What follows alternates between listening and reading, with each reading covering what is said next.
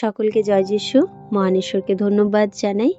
প্রিয় আত্মিক ভাই ও বোনেরা, আশা করি আপনারা প্রভুর অনুগ্রহতে খুবই সুন্দর রয়েছেন।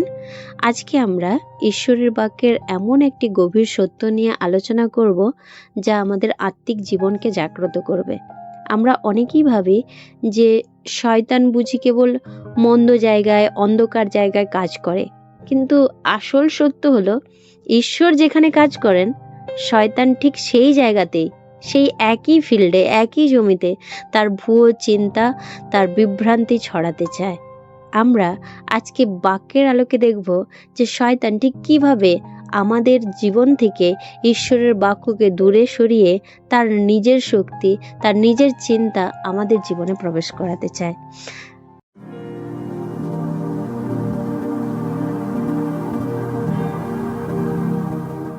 আমি একটা কথা আপনাদের সঙ্গে শেয়ার করতে চাই।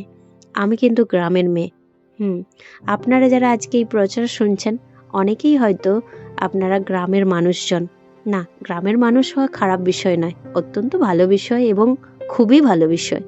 তো যেই কারণের জন্য আমি গ্রামের মেয়ে নিজেকে বলছি, তার কারণটা হলো যে যখন আমি মাঠের পাশের রাস্তা দিয়ে আমার কাজের জায়গায় যাই, কাজের জায়গা থেকে বাড়ি ফিরি, তখন আমি একটা জিনিস লক্ষ্য করি, আর যেটা আজকের আলোচনার সঙ্গে খুবই মিল।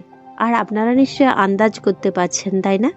হ্যাঁ, আমি ঠিক যে জিনিসটা আপনারা আন্দাজ করছেন সেই জিনিসটারই কথা বলছি। মাঠে যখন ধান ফলে আর শ্যামা ঘাসগুলো কেমন উঁচু হয়ে দাঁড়িয়ে থাকে। সত্যি বাইবেলের বাক্য যখন পড়লাম আর এই বাস্তব চিত্র যখন চোখের সামনে দেখি, সত্যি শ্যামা ঘাসগুলোকে অনেক অহংকারী মনে হয়। কিভাবে উঁচু হয়ে দাঁড়িয়ে আছে, আর ধানগুলো ভারী হয়ে নিচের দিকে ঝুলে পড়ে যখন সেগুলো পেকে যায়। তো যাই হোক, আসুন আমরা ঈশ্বরের বাক্য পাঠ করি। মথি তার 13 অধ্যায় 24 থেকে 30 পদ। বাক্য এরূপ বলছে, তিনি আর একটি দৃষ্টান্ত তাহাদের সম্মুখে উপস্থিত করিয়া বলিলেন, স্বর্গরাজ্য এমন এক ব্যক্তির সদৃশ্য, যিনি আপন ক্ষেত্রে ভালো বীজ বপন করিলেন। ভালো বীজ কিন্তু লোকেরা নিদ্রা গেলে পর তাহার শত্রু আসিয়া গমের মধ্যে শ্যামা ঘাস বুনিয়া দিয়া চলিয়া গেল। পরে যখন অঙ্কুর হইল ও শীষ বাহির হইল, তখন শ্যামা ঘাসও দেখা গেল। তাহাতে গৃহপতির দাসেরা আসিয়া তাহাকে বলিল, মহাশয়, আপনি কি আপন ক্ষেত্রে ভালো বীজ বপন করেন নাই? তবে শ্যামা ঘাস কোথা হইতে আসিল? তিনি তাহাদিগকে বললেন, কোন শত্রু ইহা করিয়াছে।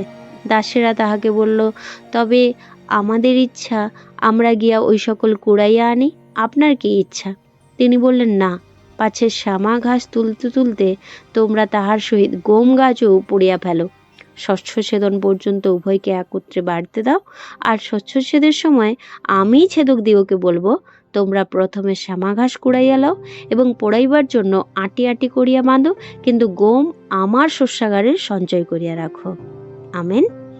আমরা বাক্যের আলোচনার গভীরে যাওয়ার আগে আমি অনুরোধ করতে চাই, যদি আপনি আমাদের এই চ্যানেলের নতুন হয়ে থাকেন কিংবা প্রথমবারের জন্য আপনি এই ভিডিওটি দেখছেন, তাহলে চ্যানেলটি সাবস্ক্রাইব করে পাশে থাকা বেল আইকনটি প্রেস করে রাখুন, কারণ আমরা ভবিষ্যতে আগামী দিনেও এই ধরনের অনেক আত্মিক আলোচনা করতে চলেছি।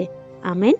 তো একটা জিনিস আমরা লক্ষ্য করি, শত্রু কিন্তু পতিত জমিতে বীজ বপন করেন, মানে যে জমি খালি পড়ে আছে, গম নেই, ধান নেই, কোনো গাছ লাগানো নেই, সেই জমিতে কিন্তু শ্যামা ঘাস শত্রু বপন করেননি। কোথায় বপন করেছে?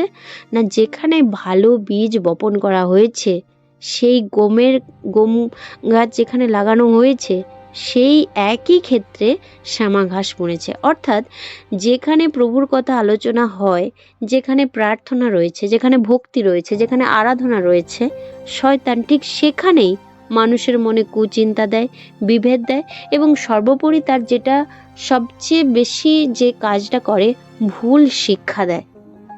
এবং আমরা যদি ভার্স 25 দিকে তাকাই, আত্মিক নিদ্রার কথা বলা হয়েছে। আসলে বাক্য বলছে, লোকেরা নিদ্রা গেলে পর। এই নিদ্রা হলো আমাদের আত্মিক অসচেতনতা। আমরা যখন ঈশ্বরের বাক্যে সজাগ থাকি না, তখনই শয়তান চুপি চুপি এসে আমাদের মনে তার বিষাক্ত চিন্তাকে বপন করে দেয়। এবং গম এবং শ্যামা ঘাসের রূপক যদি আমরা দেখি, শ্যামা ঘাস দেখতে হুবহু কিন্তু গমের গাছের মতো, কিন্তু এতে কোনো খাদ্যগুণ নেই, বরং এটি আমাদের কোনো কাজেই লাগে না। শয়তানের চিন্তাধারাও দেখতে অনেক সময় ধার্মিকতার মতো মনে হলেও এটা আমাদের কোনো কাজে লাগে না। শুধু কাজে লাগে না বললে বলা ভুল হবে, এটি আমাদের ভেতরে আত্মিক জীবনটাকেই নষ্ট করে দেয়। আমরা যদি জিরোমিও তার 17 অধ্যায় 9-10 পদের দিকে তাকাই, ঈশ্বরের বাক্য বলছে যে হৃদয় সর্বাপেক্ষা প্রবঞ্চক, তাহা অতিশয় দুষ্ট, কে তাহা জানিতে পারে? আমি সদাপ্রভু হৃদয় অনুসন্ধান করি, অন্তরিন্দ্রিয় পরীক্ষা করি, যেন আমি প্রত্যেকজনকে তাহার আচরণ অনুযায়ী তাহার ক্রিয়ার ফল অনুসারে ফল দিই। আমেন। প্রভু যিশু যে শ্যামা ঘাসের কথা বলেছেন, সেই বীজ শয়তান সরাসরি মানুষের হৃদয়ে ছড়ায়। আর মানুষের হৃদয় কেমন তা ভাববাদী জিরোমিও খুব সুন্দরভাবে প্রকাশ করেছেন। তিনি কি বললেন? তিনি বলছেন যে মানুষের হৃদয় অতিশয় প্রবঞ্চক, তা অতিশয় দুষ্ট এবং কেউ তা জানতে পারে না। কিন্তু সদাপ্রভু তিনি সমস্ত কিছু অনুসন্ধান করে দেখেন, এমনকি তিনি আমাদের অন্তরিন্দ্রিয় পরীক্ষা করে দেখেন।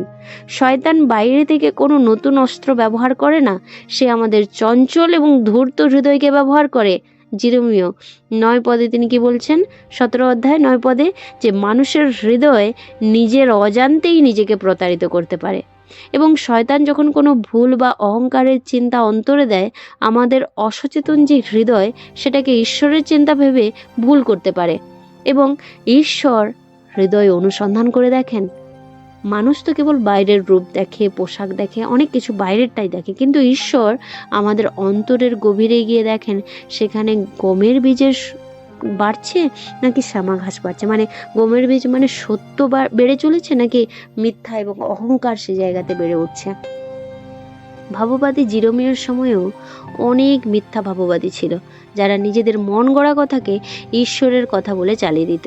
জিরোমিও 23 অধ্যায় 16 এবং 28 পদ যদি আমরা দেখি, 16 পদ এইরূপ বলছে, বাহিনীগণের সদাপ্রভু এই কথা বলেন, যে ভাববাদীরা তোমাদের নিকটে ভাববাণী বলে, তাহাদের বাক্যে কান দিও না, তাহারা তোমাদের অসার করে, সদাপ্রভুর মুখের কথা না বলিয়া আপন আপন হৃদয়ের দর্শন প্রকাশ করে। এবং 28 পদ বলছে, যে ভাববাদীর স্বপ্ন আছে সে স্বপ্নের কথা বলুক, কিন্তু যাহার কাছে আমার বাক্য আছে সে বিশ্বস্ততার সহিত আমার বাক্য বলুক। গমের নিকটে বিচালি কি বস্তু? সদাপ্রভু এই কথা বহেন। তো আমরা যদি দেখি, শয়তান যখন প্রভুর কাজের মাঝে কাজ করে, তখন সে মানুষের নিজস্ব মন গড়া যে যুক্তি, যে দর্শন, তা ঈশ্বরের বাক্যের স্থানে বসিয়ে দেয়।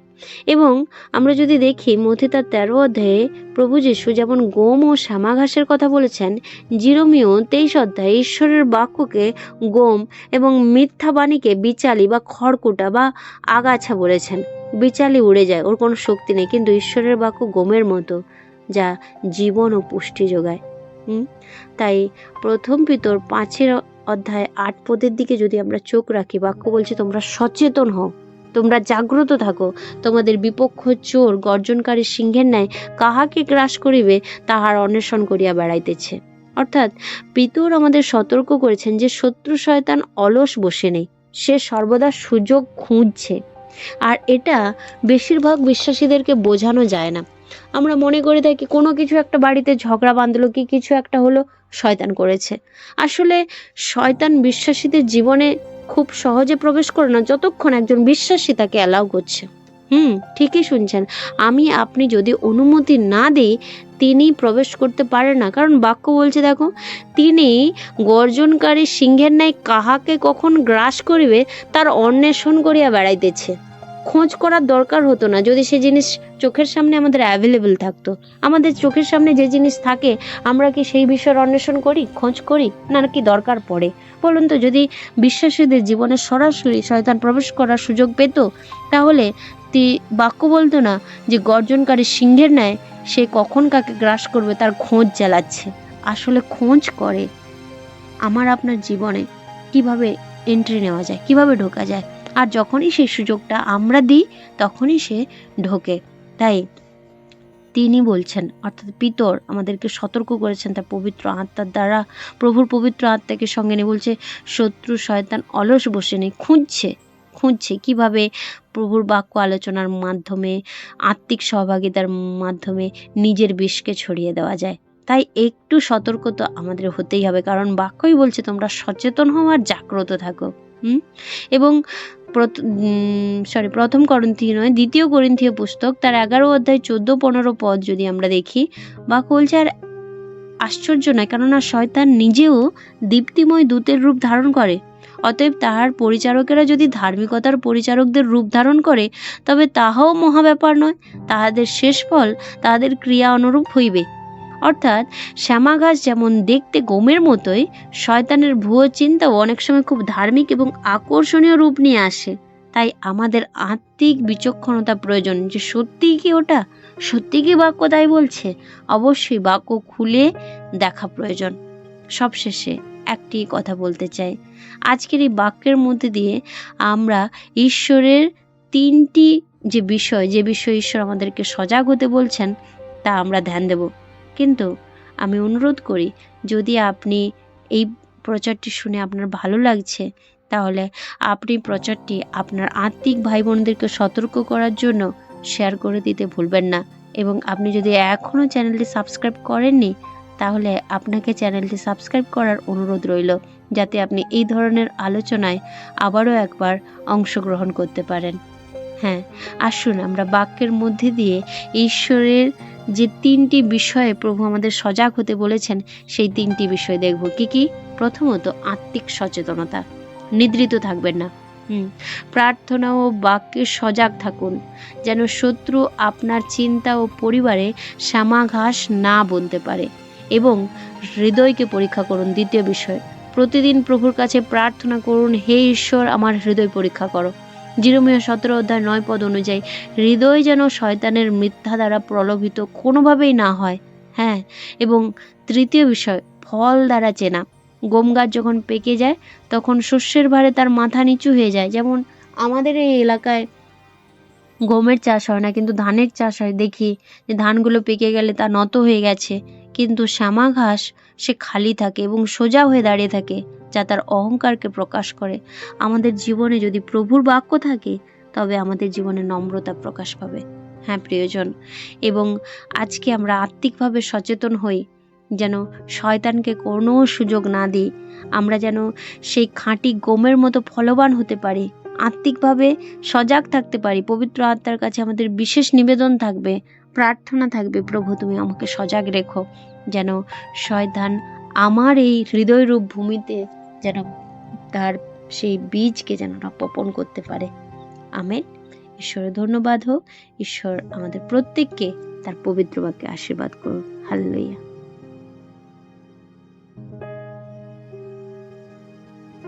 জয় যিশু। প্রভুর বাক্য আমাদেরকে শিক্ষা দেয়, যখন আমরা প্রভুর কাছে আসব, তখন কেউ যেন আমরা খালি হাতে না আসি। এবং পুরাতন নিয়মে মালাখী পুস্তক বলে যে আমরা নাকি ঠক এবং জোচ্চোর কিসের বিষয়ে? দান এবং দশমাংশের বিষয়ে।